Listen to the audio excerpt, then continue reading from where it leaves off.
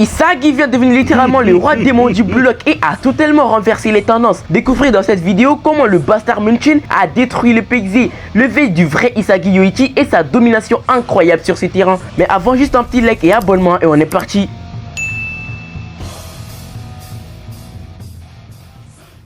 Isagi, que dis-je, Imsagi, l'élu actuel peut sérieusement prétendre devenir le numéro 1. L'idée de devenir le numéro 1 n'était jusqu'à présent qu'un rêve assez vague, mais l'attaquant qu'il est devenu aujourd'hui réfléchit à quelles actions faire, à comment gagner contre Rin, à comment mener cette équipe à la victoire. Il peut vraiment imaginer devenir le numéro 1. Isagi s'est énormément entraîné physiquement comme mentalement pour ce match contre Rin, histoire de savoir qui sera le numéro 1. Pour ce match, le PXZ a adopté une formation différente de d'habitude. Il procédait ainsi, un système double avec Rin et Shido, tous deux assistés par Charles, ce qui permet un équilibre constant dans le match. Charles, le Bastard Munchen, et joue habituellement avec deux systèmes, donc Isagi et Kaiser.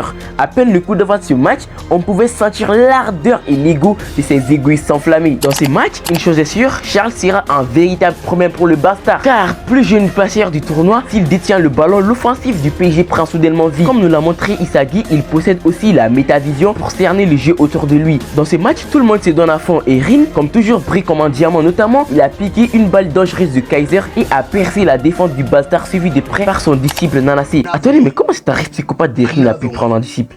Wesh. Dans son élan, Rin est bloqué par Kaiser et Isagi. Mais il avait tout prévu le boug, hein. C'est alors qu'il nous balance ça. Heureusement que Iori était là, sinon imaginez un peu la scène, wesh, putain. Oh putain, wesh. Il se trouve que lors du dernier match, quand Iori a pu éveiller son ego avec Isagi, ils ont eu la chimie parfaite permettant à Iori d'exécuter ces genres d'actions. C'est vrai quoi, mais il a clairement tout anticipé à partir d'Isagi, wesh. Oh, c'est pas vrai? Mais c'est super ça! Pourquoi tu me l'as pas dit plus tôt? Mais bon, passons. Shido, sans se soucier de rien, se dirigeait vers la zone du terrain qui lui procurait le plus de sensations. Et par hasard, Charles lui fit une redoutable passe pour une action splendide, ouvrant ainsi le score pour le PSG. Comme d'hab, Isagi et Iori, après cette synchro incroyable de Shido et Charles, veulent changer leur manière de voir les choses. C'est alors là que le maître noir leur dit de reproduire le pic qu'ils ont marqué lors du dernier match. Impossible. Oui, c'est impossible, frère. Stop it. Get to me. Maintenant, avant d'aller plus loin, retenez ceci. Voici le système de Kaiser avec ses deux acolytes. Mais maintenant, regardez le système avec Isagi accompagné par Iori et Kunigami. Vous ferez mieux de bien garder ce système en tête, hein, car il existe de...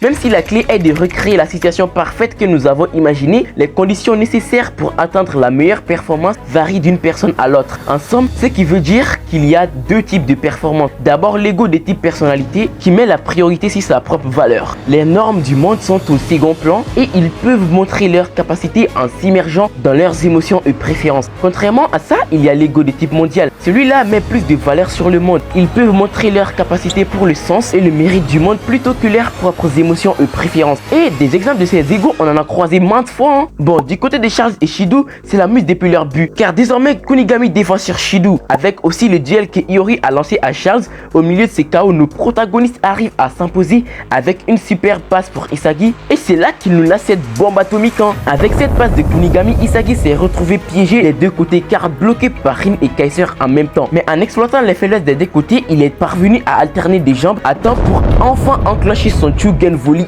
ouvrant ainsi le score pour le Bastard Munchen. Bien entendu, hein, Kaiser est dégoûté, mais ce serait que tardé, car avec la sortie des Grimm, son triangle vient d'être détruit. Lui aussi devra sûrement se réinventer. C'est alors là qu'on a la backstory la plus tragique de Blue Lock à ce jour. Le père de Kaiser était directeur d'un petit théâtre, tandis que sa mère en était l'actrice principale. À sa naissance, sa mère l'abandonna et partit, alors qu'elle se retrouva ensuite sous le feu des projecteurs. En tant qu'actrice reconnue, le cœur du père se brisa et sa richesse se déclinait en même temps que son talent.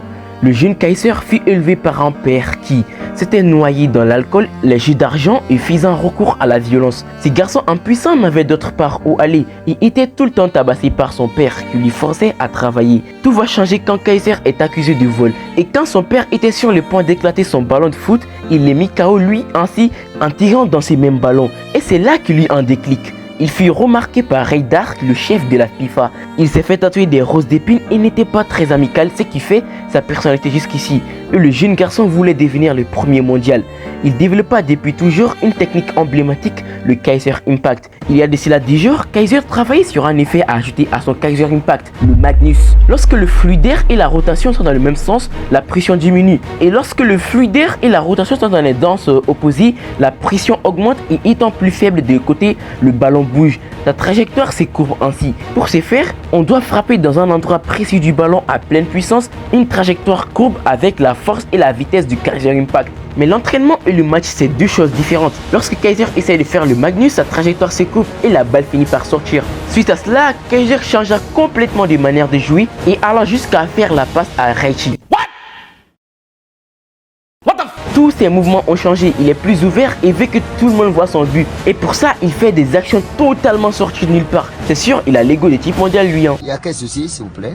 Et vous vous en doutez bien, Kaiser arrive à ajouter l'effet Magnus à son Kaiser Impact et marque un super but avec une passe de Kyora-Jin, ces petits démons de merde. Regarde, on est à nuit. Kaiser, il a complètement abandonné Ness et vous le verrez, son ego à lui va s'éveiller dans les meilleures situations qui soient. Maintenant, il est temps de parler du monstre du bloc, j'ai nommé Hitoshi Rin. Il y a de nombreux athlètes qui sortent leur langue en plein match. Ce phénomène a été observé plusieurs fois, mais pourquoi le font-ils? Apparemment, l'action est inconsciente et aide à la concentration. Les athlètes tirent souvent la langue pour se rafraîchir ou pour augmenter le flux d'air dans leur bouche. Ça se déclenche souvent vers l'enfance. Ce phénomène a pu être observé maintes fois sur la légende du basket Michael Jordan, accompagnant les moments de fort à l'aide de l'ancien joueur des Bulls. Et ici, Hitoshi Rin, comme dans le match contre les U20, sort sa langue pour sa meilleure performance. Plongé dans un état quasi inconscient, il n'est animé que d'une seule chose, tout détruire. Il arrive à percer la défense du Bastard avec une aisance coupant le souffle et alors qu'il pouvait marquer aisément, Rin décide de recommencer tout depuis le début. Toi, tu sais ce que t'es un délinquant. Regarde-moi quand je te parle. Non. Tu es un délinquant. Il a mis son maître attaquant en ruine, je le comprends bien, wesh. Décidé comme jamais et dans sa folie de destruction, Rin arrive à marquer ses buts impossibles. Non les gars, c'est impossible. Wesh, c'est impossible. Philippe! Je sais où tu te caches! Viens ici que je te bute, enculé! Vous voyez là le premier but de Shido marqué en début de rencontre, ou encore le Tugan Volley d'Isagi, ou mais encore le Kaiser Impact Magnus le Kaiser. Laissez-moi vous dire que ce but de Rin là était impossible à réaliser vu la procédure qu'a pris son but. Vous êtes vite d'accord avec moi, non? Bref, on ne surnomme pas le meilleur des blocs pour rien. Donc il ne reste plus qu'un seul but pour connaître le gagnant de ce grand match entre égoïstes. Avant d'aller plus loin, force à toi les frères Garachi, hein. C'est le destin frère. Avec cette entrée fracassante des 2 mètres d'attaquants, qui des deux équipes marquera ce troisième but attendu? Et ben on sait déjà non. Au milieu de tout ce chaos, l'ego d'Isagi, le génie de l'adaptation, s'éveille à nouveau. Loki n'a pas volé son surnom. Sa vitesse elle seule peut mettre en déroute les plans et prédictions d'Isagi. Noël Noah, malgré son niveau, veut devenir encore plus fort et on apprend que le vrai but de Noah était de faire évoluer Kaiser et qu'il s'est servi d'Isagi pour y parvenir. Donc Isagi n'était qu'un pion dont on s'est servi pour stimuler Kaiser.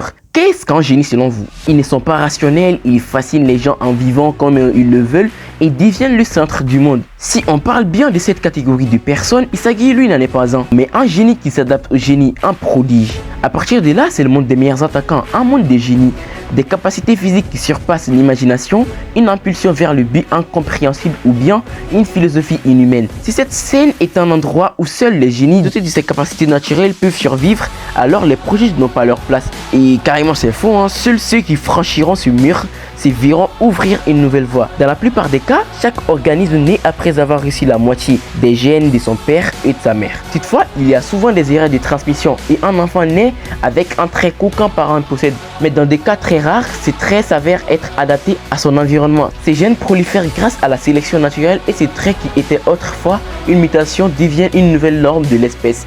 Ces cycles génétiques se répètent encore et encore jusqu'à ce que l'espèce originelle devienne une créature totalement différente. C'est ce qu'on appelle, selon Jinpachi Ego, l'évolution. Pendant les derniers instants du match, Isagi va nous prouver pourquoi il est le prodige parmi les génies eux-mêmes.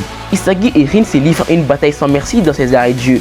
Et grâce à cet arrêt sublime de Gargamaru, l'offensive de Rin s'en va stopper. Et juste après, Isagi lâche une bombe directe, une déclaration de guerre envers Noël Noah. Et ce n'est pas tout. En tant que prodige, Isagi propose à Kaiser de se battre ensemble.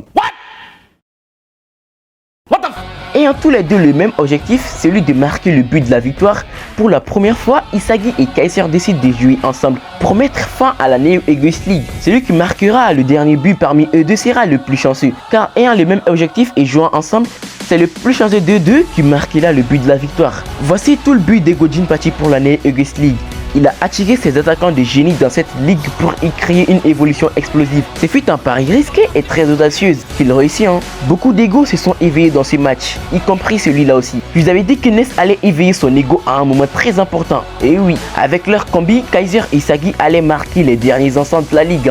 Kaiser vient de briser tous les rêves de Ness car il n'a plus besoin de lui. Et dans ces moments de doute, Ness était un véritable poids mort dans ce jeu. Mais dans cette dernière offensive du match, avec le Bastard Mission en attaque, accompagné d'une défense farouche du PIG, la balle perdue arrive dans les pieds de Ness. Et là, c'est l'alchimie parfaite. Ness éveilla son ego et réagit avec Isagi qui met fin au match avec ce but légendaire, faisant de lui absolument le roi démon du Blue Lock. L'égoïste Keigo Jinpachi voulait l'évolution dans tous ces chaos.